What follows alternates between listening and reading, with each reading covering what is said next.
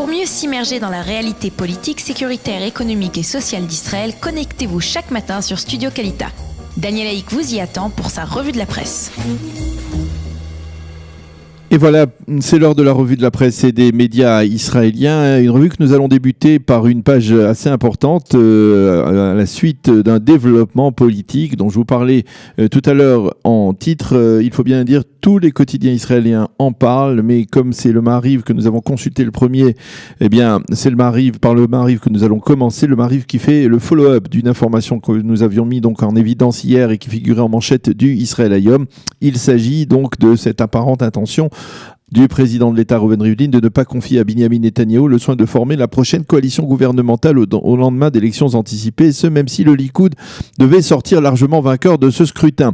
Cette démarche aurait pour effet de geler totalement les projets d'anticipation des élections législatives de la part du Premier ministre. Et le Maariv indique hier, Binyamin Netanyahou a fait une allusion très claire, on va dire très clair, mais aussi assez problématique à cette démarche dans le cadre d'un toast porté à l'occasion de son 69e anniversaire. Hier, Binyamin Netanyahou a affirmé que cette manœuvre ne provenait pas de la présidence de l'État, mais d'un ancien ministre influent du Likoud qui souhaitait le destituer.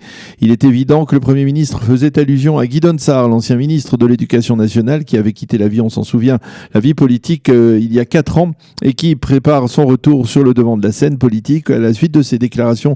Gideon Sa'ar a réagi sur les réseaux sociaux. Il a formellement démenti ces allusions qu'il a qualifiées de théorie de conspiration. Le Israël Hayom consacre également ce matin encore sa manchette à ce développement et il affirme en titre: Gideon Sa'ar a programmé un véritable putsch contre Netanyahou. Le journal, qui on le sait est proche du Premier ministre, cite M. Netanyahou, qui a donc accusé Gideon Sa'ar, apparemment sans le nommer, d'avoir planifié cette démarche visant à l'empêcher de former la prochaine coalition gouvernementale au lendemain des élections. Rivlin a réagi de son côté en affirmant qu'il s'agissait là d'une véritable paranoïa, un terme également utilisé ce matin par le Haaretz qui lui aussi revient sur cette affaire et qui qualifie le fait que Binyamin Netanyahou croit que Sa'ar complote contre lui avec la complicité de Rivlin comme justement donc de la paranoïa. Mais selon le Haaretz, les propos de M. Netanyahou d'hier ouvrent tout grand la voie vers une législation qui empêcherait toute manœuvre de ce type dans l'avenir. Dans le Israël Hayom, Chaim Schlein rejette les accusations de paranoïa donc avancées par le président de l'État et également par le Haaretz. Il s'agit tout simplement d'une préoccupation réelle pour l'avenir de la démocratie israélienne. Quant à Mati Turfeld, le journaliste qui a le premier révélé cette affaire hier dans le Israël Hayom, il affirme ce matin dans son analyse qu'un tel scénario n'est pas aussi fantasque qu'on peut le penser Gideon Sa'ar. Le fait que l'on accuse M. Netanyahou d'être paranoïaque ne signifie pas obligatoirement que les faits reprochés ne soient pas vrais. Selon Mati Turfeld, la question sera de savoir comment Gideon Sa'ar va réagir désormais, car selon lui, Binyamin Netanyahou l'a ciblé hier afin d'en faire à nouveau l'ennemi en chef du parti, alors que depuis plus d'un an, Gideon Sa'ar tente de se refaire une légitimité au sein du Likoud après avoir quitté le parti provisoirement, donc pour prendre une sorte de retraite provisoire de la vie politique. Il est possible que les déclarations de M. Netanyahou soient un prélude à un nettoyage au sein du Likoud, en perspective, entre guillemets bien entendu, en perspective de ces élections anticipées, dans le Israël Hayom. Dans le Yediot Aharonot, Sima Kadmon écrit ce matin: c'est sans précédent, un Premier ministre qui accuse le président de l'État de comploter contre lui et de tenter de le destituer, et un président de l'État qui qualifie le Premier ministre de paranoïaque et lui suggère d'aller se faire examiner par un psy. Et Sima Kadmon, elle aussi, pense que cette démarche a pour seul objectif la préparation d'une loi qui limiterait les prérogatives du président, des prérogatives, il faut bien avouer, déjà assez limitées, mais cette fois en matière de choix du candidat qui formerait la prochaine coalition gouvernementale. La chaîne 10 de la télévision israélienne a affirmé hier soir dans son journal télévisé que lors de sa rencontre en décembre 2017 avec Emmanuel Macron, Binyamin Netanyahou a demandé au président français de renouveler le dispositif de sécurité rapproché autour de son ami Meir Habib, le député des Français de l'étranger et qui est, vous le savez, sujet à des menaces incessantes de la part de facteurs anti-israéliens et même antisémites en France. Selon la chaîne 10, Macron aurait été surpris par cette requête de Binyamin Netanyahou, mais tout de même, un mois plus tard, de facto, la sécurité rapprochée de Meir Habib aurait été restaurée après une interruption de plusieurs mois. La chaîne 10 a rappelé dans son information qu'il y a quelques mois, Meir Habib a reçu une lettre suspecte dans les bureaux de l'Assemblée générale, dans les bureaux de l'Assemblée l'Assemblée nationale, ce qui a entraîné justement la sécurisation externe d'une partie de l'Assemblée nationale où est situé ce bureau. Contacté par la chaîne 10, Meir Habib a affirmé qu'il n'avait jamais demandé à Binyamin Netanyahou d'intervenir auprès du président Macron à propos de sa sécurité rapprochée.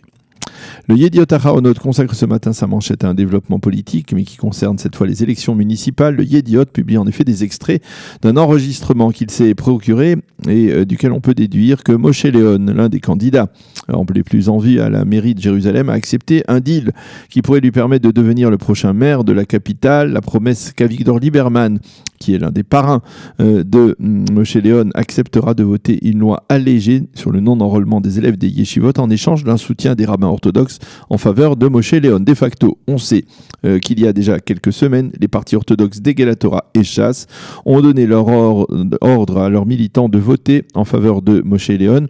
Et des rabbins ont confirmé en fait cette directive au cours des derniers jours. Il pourrait donc s'agir d'un marché lié au vote de la loi sur l'enrôlement des élèves de yeshivot. Le Yediot publie la réaction d'Avigdor Lieberman qui a formellement démenti tout deal politique à propos de la loi sur l'enrôlement. Quant à Moshe Léon, que l'on entend très clairement cautionner une telle démarche dans ses enregistrements, eh bien il s'est borné à déclarer « Mes propos ont été pris en dehors de leur contexte ». Et en marge, le Yediot Aharonot publie ce matin une photo du Premier ministre Binyamin Netanyahou qui est allé accompagner hier au cœur du marché de Machane Yehuda son candidat à la mairie de Jérusalem, Ze'ev Elkin, l'actuel ministre de l'Environnement et de Jérusalem. Mais la visite a été perturbée justement par des supporters de Moshe Léon qui ont accusé Ze'ev Elkin d'être corrompu. Elkin a fait de grandes choses pour Jérusalem et pour Machane Yehuda, a déclaré Binyamin Netanyahou. Le Israël Hayom fait une révélation qu'il développera demain dans l'édition du Shabbat du journal. En effet, le journal révèle que Mustapha Mournier, le fils d'Iman Mournier, qui était considéré comme le chef d'état-major du Hezbollah et qui a été éliminé en 2009 par Israël, projette un déploiement des forces du mouvement terroriste chiite sur la partie syrienne du plateau du Golan, et ce, par le biais de collabos qui surveilleraient en permanence les positions de Tzahal sur le Golan. Ainsi, Tzahal aurait disposé d'informations précises sur le retour de forces du Hezbollah dans le village de Hadder, à 3 km à peine de la frontière avec Israël. Ceci étant, tous les journaux nous montrent des photos satellites prises en Syrie au cours des derniers jours, des photos qui prouvent que les batteries de missiles russes S-300 ont bel et bien été déployées en divers points sur le territoire syrien.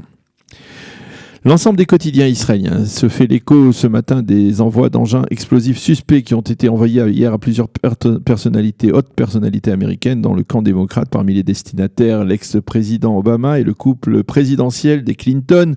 Les observateurs rappellent que ce développement intervient moins de 2 semaines avant les élections du mid-term et que les destinataires sont tous des adversaires politiques très virulents du président américain Donald Trump. Mais pour l'instant, personne n'a endossé la responsabilité de ces actes qui, au passage, ont provoqué une chute sensible des actions à la bourse de Tel Aviv.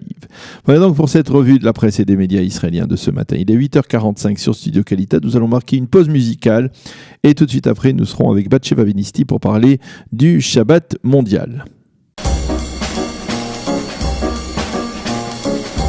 Pour mieux s'immerger dans la réalité politique, sécuritaire, économique et sociale d'Israël, connectez-vous chaque matin sur Studio Kalita.